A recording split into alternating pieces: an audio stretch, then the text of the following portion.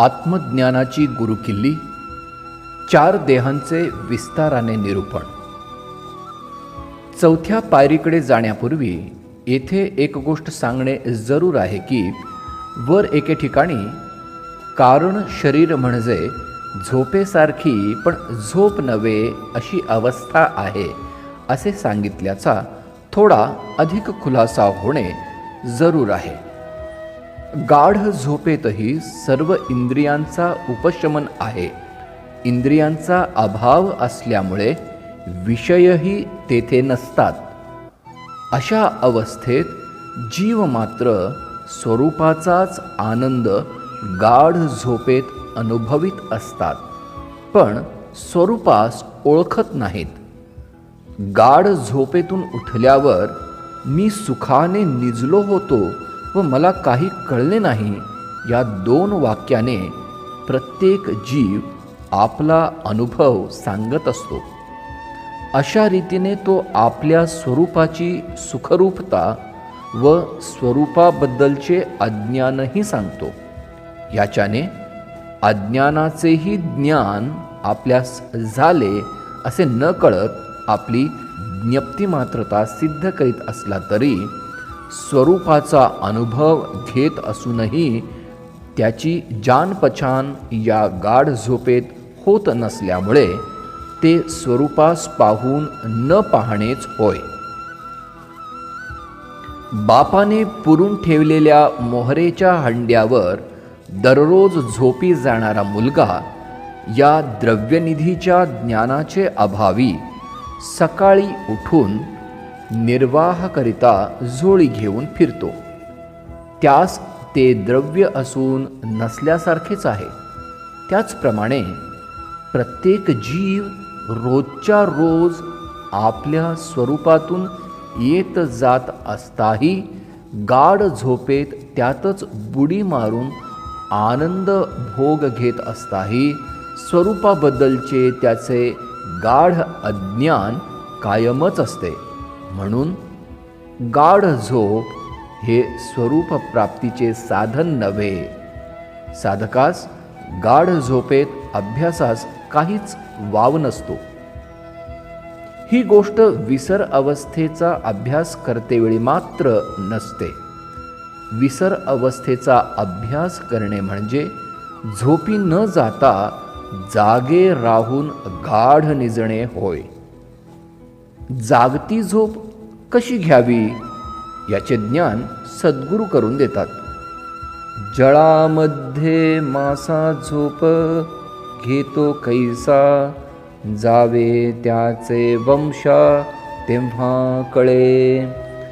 पाण्यात मासा झोप घेत असता त्याच्या डोळ्यात पाणी शिरून त्याची झोपमोड कशी होत नाही हे वर्म माशेचे पोटी जन्म घेतल्याशिवाय समजत नाही. तद्वत झोप तर गाढ घ्यावयाची, पण जागा राहावयाचे हे कसे साधता येईल ते गुरुपुत्र होऊनच समजून घ्यावे. कारण शरीर म्हणजे विसर अवस्था ही गाढ झोपच आहे, पण ही अभ्यासातली जाणून बुजून अंतःकरणात जागेपणी निर्माण केलेली सामसूम आहे. न कळता झालेली ही झोप नव्हे. न कळता आलेल्या गाढ झोपेत काही कळत नाही, पण कळून आलेल्या या विसररूपी जागत्या झोपेने स्वरूप ज्ञान होते. हाच तो गाढ झोप व समाधी यामधील फरक होय. विसर अवस्था ही शुद्ध विसररूप असून त्यात कशाचेही ज्ञान नसते. हे जरी खरे असले तरी सर्व विसरल्यावर केवळ ज्ञानच शिल्लक राहते. हे विसर अवस्थेच्या अभ्यासानेच कळते. हे 100 पटीने तितकेच खरे आहे. गाढ झोप व विसर अवस्था दोन्हीही तमोगुणाचीच कार्ये आहेत, पण फलाचे दृष्टीने या दोघात जमीन आसमानाचे अंतर आहे. कोळसा आणि हिरा या दोन्हीचे पृथक्करण केल्यास दोन्हीतही कार्बन या द्रव्याशिवाय काही सापडत नाही. म्हणजे कार्बनचेच कोळसा व हिरा ही रूपे होत. हे जरी खरे असले तरी दोहोंच्या किमतीत काय फरक आहे हे सांगण्याची जरुरी नाही. कार्बन हे दोघांचेही एकच घटक असून कोळसा काळा निस्तेज का व हिरा चमकणारा तेजस्वी का? याचे कारण कार्बनचे दोहोतील मिश्रणाचे भिन्न भिन्न प्रमाण हेच होय. त्याचप्रमाणे गाढ झोप व विसर अवस्था यातील अज्ञानाचे प्रमाण भिन्न भिन्न असल्यामुळे गाढ झोपेत अज्ञानाचा घनदाटपणा व विसर अवस्थेत विरळपणा प्रतीत होतो. ज्या मानाने झोपेचा गडदपणा कमी त्या मानाने जागृती येत असते. गाढ झोपेतून उठून बसलेला मनुष्य थोडा झोपेच्या गुंगीत तर थोडा जागा असतो. हा झोपेच्या विरळपणाचाच परिणाम व खडखडीत जागेपणा म्हणजे झोपेचा अस्तच होय. आत्मदीपाच्या आड काळा कुट्ट जाड पडदा म्हणजे दिव्याचे दर्शनही न होऊ देणारी गाढ झोप व या आत्मज्योतीच्या आड असलेला झिरझिरीत पातळ वितळ मखमलीचा पडदा म्हणजेच साधकाचे अभ्यासातील विसर अवस्था उर्फ कारण शरीर.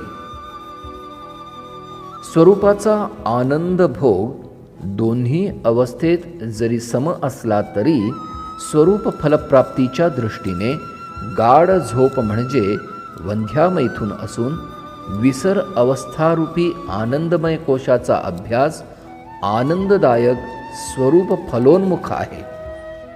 इतके सांगून आता आपण विसर अवस्थेनंतर येणाऱ्या ज्ञानलाभाने युक्त अशा महाकारण देहाचे अवलोकन करू. पण जरा थांबा.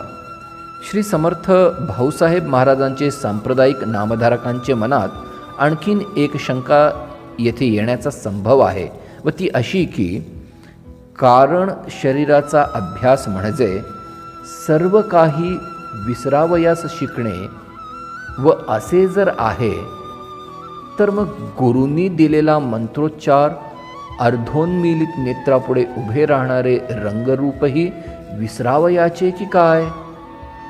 याचे उत्तर होय, तसेच करावयाचे. पण तसे करण्यापूर्वी मंत्रोच्चार व कोणतेही रंगरूप एवढेच नेमाचे वेळी शिल्लक राहून बाकीची गडबड मानसिक बडबड शांत झाली की नाही हे नामधारकाने तपासून पहावे. गुरुने दिलेले नाम व अर्धे डोळे झाकून नाशिकाग्राचे ठिकाणी दृष्टी लावल्यावर दिसणारे रंगरूप याशिवाय कोणताही दुसरा शब्द आकार नामधारकाचे मनात स्फुरता अगर उठता कामा नये असे झाले म्हणजे हेही विसरण्यास पाहिजे हे खरे आहे. घरातील सर्व केर कचरा झाडून साफ करण्याकरिता हातात घेतलेली केरसुणी घरातील प्रत्येक कानाकोपऱ्यातील केर झाडून साफ केल्यावर हातात ठेवायची नसते. तीही एका कोपऱ्यात फेकून देऊन मोकळे व्हायचे असते.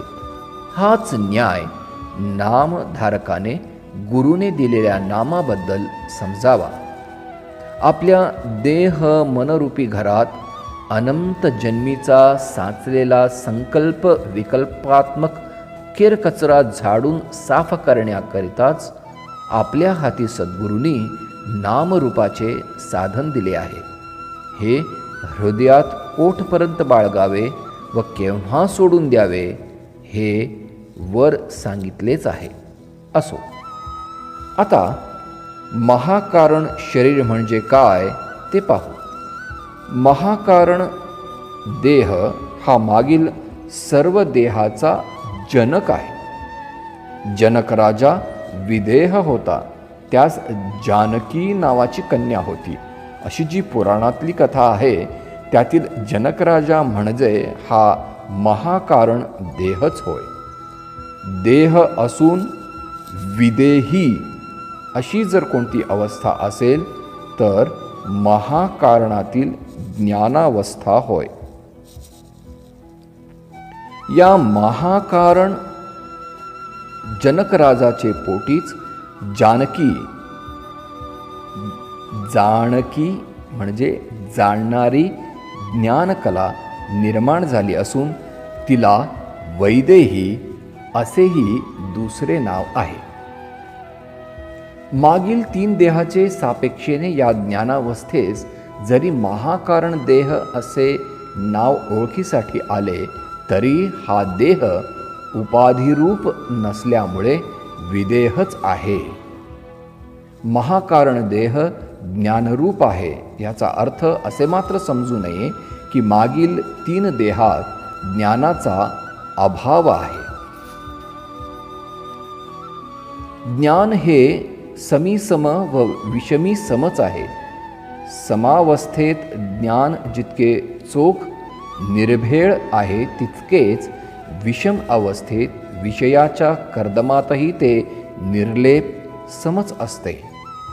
सर्व अवस्थेत ज्ञान एकरूपाने सारखेच असते, पण महाकारणाशिवाय इतर 3 शरीरातील विषय अवस्थेतील ज्ञान हे मिश्रज्ञान किंवा पदार्थ ज्ञान या रूपाने प्रतीत होते व महाकारणात सम अवस्था असल्यामुळे शुद्ध ज्ञान रूपाने ज्ञानाचा अनुभव येतो.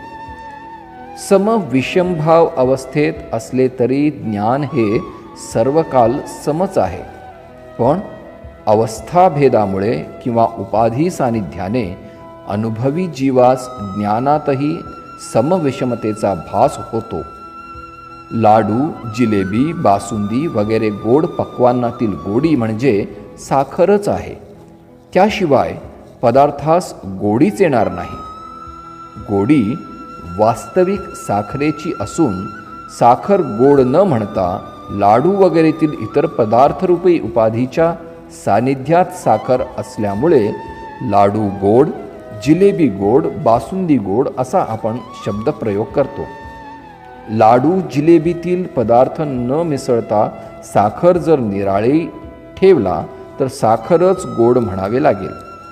ज्याने कधी साखर खाल्ली नाही अशा माणसात साखरेची कल्पना आणून देणे असल्यास लाडू जिलेबी खावयास देऊन त्यातील गोडी म्हणजेच साखर असे सांगूनही त्यास साखरेच्या शुद्ध स्वरूपाचा बोध कधीच होणार नाही. परंतु कोणत्याही पदार्थात न मिसळलेली शुद्ध साखर दाखवून मग ती खाण्यास दिली मात्र साखरेची नक्की ओळख होईल. तद्वत सर्व अवस्थेत उपाधीमुळे ज्ञान हे ज्ञानरूपाने ओळखता येत नाही. किंबहुना पदार्थ ज्ञानच डोळ्यापुढे उभे राहणार, पण महाकारण देहात मात्र इतर 3 देहात स्पष्टपणे प्रतीत न होणारे ज्ञान ठळठळीत आपल्या शुद्ध स्वरूपाने उदित होते. म्हणून तर साधकास या महाकारण देहात न्यावयाचे आहे व एक वार या महाकारणातील शुद्ध ज्ञान कळल्यावर मग ते कशातही मिश्र झालेले असो, कशाही अवस्थेत असो, त्यास मग बरोबर ओळखता येईल व ज्ञानाशिवाय जग म्हणून काही निराळा पदार्थ आहे हे त्यास स्फुरणारच नाही.